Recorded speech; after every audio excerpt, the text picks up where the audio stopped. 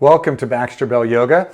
Once again, I'm in my home studio. It's still COVID-19 lockdown, and thanks for joining me today. Just a couple of quick reminders. Remember, you can now take live streaming online classes with me from anywhere in the country or anywhere in the world, for that matter, 5 days a week, Monday through Friday. So check out my website for my schedule. I also have some upcoming workshops that are going to happen also on covering some great topics. So that's also listed on my website. So check that out soon. You can also find a link to buy my book, Yoga for Healthy Aging, along with t-shirts at my website, right? There's a trend happening here. And finally, one thing that's not on my website is longer on-demand videos, which you can find from the website on the screen right now. Look for their practice channel, and I've got a lot of stuff stored there, and you can enjoy that from the comfort of your home anytime you want to take a class.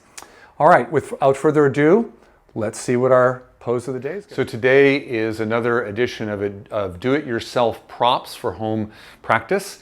You can look at my earlier video where I gave you some advice on all the props that you might normally use in a class. And there I did mention a little bit about making bolsters, but today I want to actually go into that in a little more detail. So, you know, a yoga bolster can come in a circular shape. Sometimes they come in rectangular shapes. I actually have, I think, 4 bolsters altogether upstairs that I've collected over the years.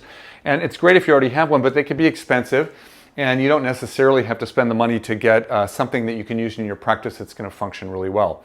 So I want to share with you 2 ways to make a bolster at home that will involve either yoga props you already have or things you might have up in the cabinet that you can pull out to use. So you will need a yoga dedicated strap for these. So you might want to at least think about getting a second yoga strap. I like the 8-footers just because they're more versatile, and then you can use that for making your bolster, and if necessary you can undo it and use it for other things.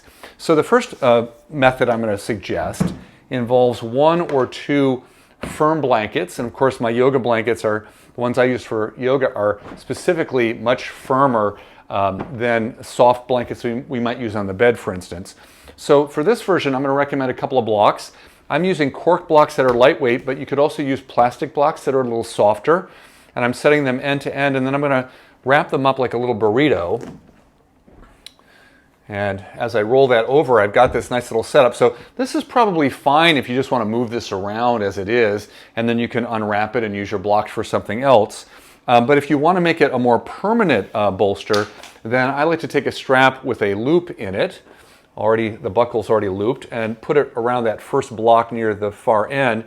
And then I'm going to cinch that down, but I want to think about what the top of my surface is going to be that I'm going to lay on, because I want to move the buckle a little bit out of the way. I don't want that digging into the body. And then once I've got that set in a good spot, I'll run the strap maybe down the side, and then I'm going to create another loop at the farther end. I don't have a buckle for that, so I'm just going to double back on the strap, and then I'm going to kind of cinch things down a little bit, almost like, you know, when you put ribbons on packages, on birthday and holiday packages. So I'm going to double that up so it doesn't slip, and then I've got this extra loop that might get in the way, so I might just tuck that down out of the way. And then I've got a pretty nice little setup here.